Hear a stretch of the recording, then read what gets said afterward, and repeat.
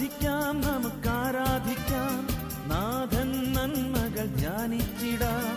കരങ്ങളുയർത്തി നന്ദി ചൊല്ലാം, അധരം തുറന്നൊന്നായി പാടി വാഴ്ത്താം.